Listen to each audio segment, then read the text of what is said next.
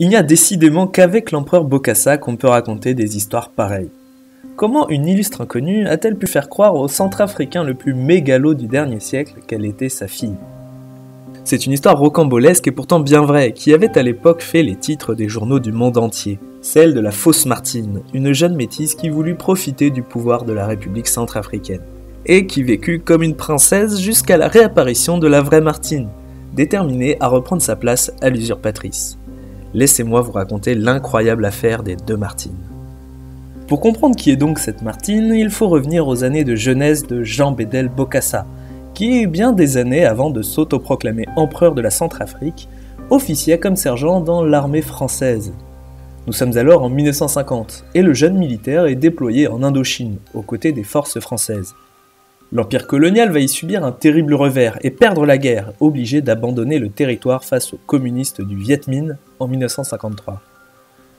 Mais le jeune Bokassa n'avait pas perdu son temps. Même sans couronne sur la tête, il rencontrait déjà le succès auprès des femmes et avait épousé quelques mois avant cette cuisante défaite une jolie asiatique du nom de Hué, à qui il avait donné une fille baptisée Martine. Lorsque la France est obligée de quitter le Vietnam, Jean Bédel Bokassa est contraint d'abandonner sa femme Hué et sa toute jeune fille qui n'a alors que 6 mois.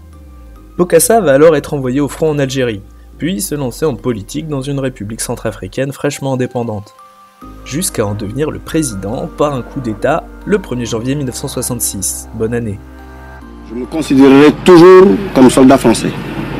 Est-ce que les Français vous ont soutenu dans ce coup d'État militaire? Aucun Français. Mais c'est pas grave. Bien entendu, Bokassa, au sommet du pouvoir, s'est remarié de nombreuses fois. Il entretient une vingtaine de femmes et a 36 enfants légitimes. Ça fait du monde à la maison. Il semblerait pourtant que malgré cette énorme famille, suffisamment nombreuse pour organiser des tournois de football à 5 équipes, Jean Bédel Bokassa n'arrivait pas à oublier cette fille qu'il avait été forcé d'abandonner de l'autre côté de la planète. Il lui vient alors une idée de génie. Désormais à la tête d'un gouvernement, il a la possibilité de faire envoyer des émissaires à Saigon au Vietnam, avec pour unique mission de lui ramener sa Martine adorée. Une métisse noire et asiatique, ça ne doit pas courir les rues au Vietnam, se dit Bokassa.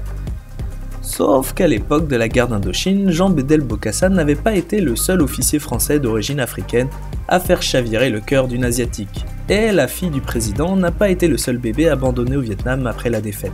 C'est ainsi qu'une jeune métisse, qui flaire l'occasion rêvée de passer de vulgaire roturière à princesse couverte d'or, se manifeste auprès des hommes de Bokassa et affirme s'appeler Martine Bokassa. Mais vous l'aurez deviné, il s'agissait de la fausse Martine. De Paris à Bangui, tout le monde se fait duper par cette usurpatrice. Le retour de cette fille prodigue est annoncé par tous les journaux nationaux. On organise une grande cérémonie pour les retrouvailles auquel assiste l'intégralité des diplomates en poste dans la région. C'est un retour en grande pompe pour la fausse Martine, et la menteuse est aux anges.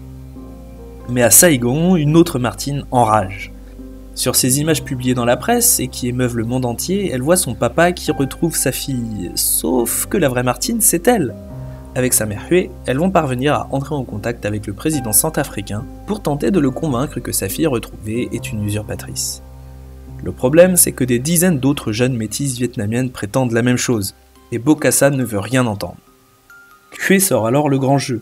Elle retrouve une photo des années 50 où elle se trouve au chevet de son bel officier africain hospitalisé. Mais surtout, elle va lui raconter une anecdote lointaine pour prouver qu'elle est bien son ex-femme.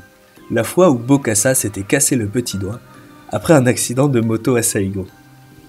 Cette fois, l'empereur se rend à l'évidence et est ivre de rage. La fausse Martine s'est bien moquée de lui. Les renseignements réalisent que la menteuse avait suivi une formation militaire et on dit qu'elle aurait approché le dirigeant pour l'assassiner. Ils l'accusent tour à tour d'être une espionne française ou de travailler plutôt pour la CIA. Jean Bédel Bokassa décide alors de rapatrier Hué et la vraie Martine au palais de Bangui, les arrachant à la pauvreté des faubourgs de Saigon. La famille s'agrandit une nouvelle fois. Et la fausse Martine dans tout ça? Eh bien, pendant les mois où elle avait convaincu Bokassa qu'elle était bien sa fille, la talentueuse usurpatrice avait réussi à s'attirer l'affection du chef d'État, qui, une fois calmé, décidera, après avoir levé les soupçons d'espionnage, de l'adopter et d'en faire son enfant officiel. Une vraie fausse Martine. Mais l'histoire ne s'arrête pas là. Bokassa décide en 1971 de marier la fausse Martine à un de ses soutiens lors du coup d'État, Fidel Obru. Mais Fidel porte bien mal son nom, puisqu'il trahira son ancien chef en 1976, en tentant de l'assassiner à l'aéroport de Bangui. Fidel Obro est fusillé, et le lendemain, la fausse Martine accouche d'un petit garçon déjà orphelin.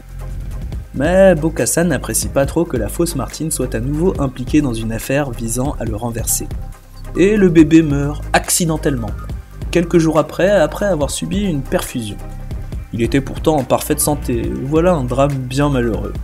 Quelques jours après, c'est la fausse Martine qui disparaît, évaporée dans la nature. Bokassa expliquera 10 ans plus tard qu'elle serait repartie à Saigon sans laisser de traces. On vous laisse juger de ce qui a vraiment pu lui arriver. La vraie Martine, quant à elle, a pu continuer tranquillement sa vie et s'est réfugiée en France après la chute de Bokassa, où elle réside encore et a ouvert un restaurant vietnamien.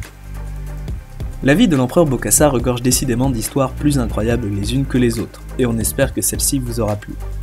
Si vous avez aimé cette histoire, allez regarder dans notre playlist Ekimastory la vidéo sur Baba Sora, le sorcier malien qui a réussi à dérober 242 millions de dollars à une banque de Dubaï grâce à la magie noire. Elle vous plaira certainement aussi. Pour ne pas rater les prochaines histoires croustillantes du continent africain, abonnez-vous, restez connectés, vous êtes bien sur Ekima News, on est ensemble.